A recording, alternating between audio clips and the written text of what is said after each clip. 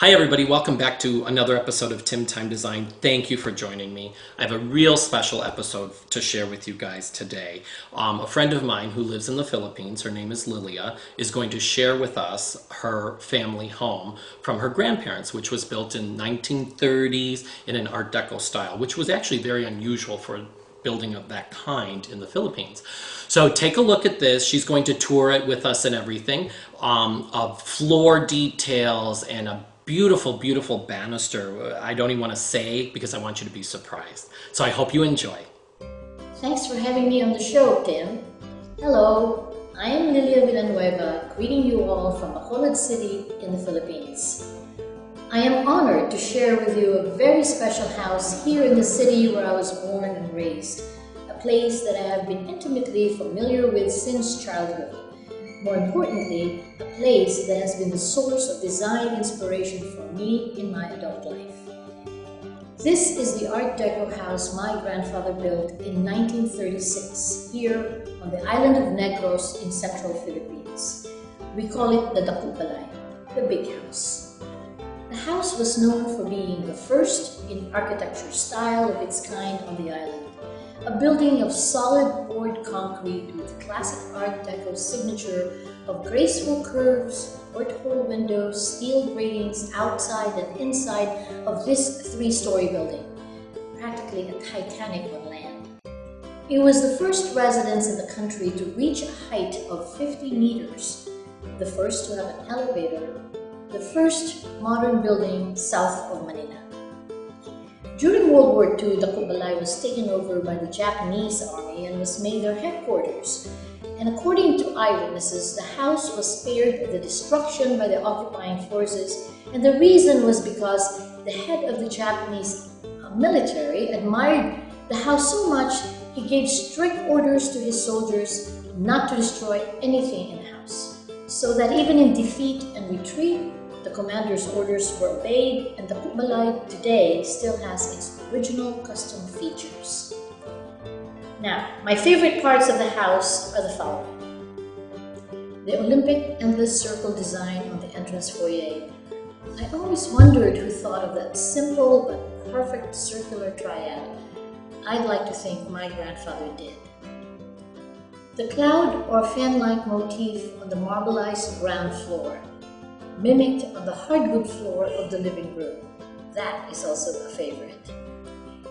The water-themed bas-relief decor on the wall in each bathroom. That's another one. My favorite is the one I call the Yellow Submarine. Cement and plaster bas-relief in the water closet, also found on the ground floor. The snakehead details that welcomes visitors in the rear entrance. They look like guardians against evil. They are also the first hint of my grandfather's love for animals, which he collected.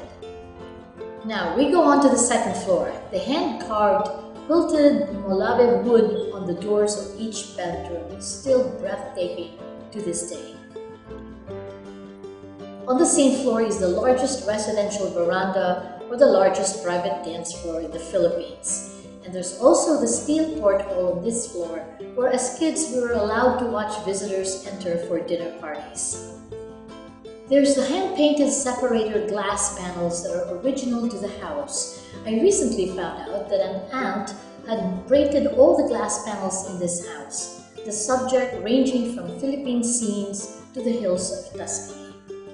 Of course, my favorite part of the house is the entire third floor, from the marbleized floors that easily shines from little traffic views to the original black marble bathtub and the game room, which is now my office. This is the floor where my grandfather wrote in his love for animals literally onto the house. The depiction of animals from Philippine folk tales thrown onto the walls in this room, including the spider and the fly on the 18-foot ceiling, is for me the height of fusion of a modern exterior structure with local Filipiniana details in the interior. As a developer of real estate, it is small wonder that the inspiration for our first project, the Arte residential condominiums, is Deco. Belle Arte is Art Deco inspired and seeks to fuse modern living with the elegant past as represented by its neighbor building the Deco. I am lucky to have grown up in this house of high design. My grandfather, who suffered a debilitating stroke, was half paralyzed and almost speechless by the time I was born. In retrospect, he didn't have to talk about his house. His creative vision speaks for itself and will be understood by generations to come. That's all I have for you now. I hope you enjoyed this tour of the Kupalay. Back to you, Tim. Well, I hope you all enjoyed that. Lilia, thank you so much for allowing us into your family home, your grandparents' home, and sharing all those special details and everything. Was absolutely lovely. So thanks again, Lilia. And thank you all for watching another episode of Tim Time Design. And stay tuned for the next one, which we're going to have even more special things to share. So see you all soon. Bye for now.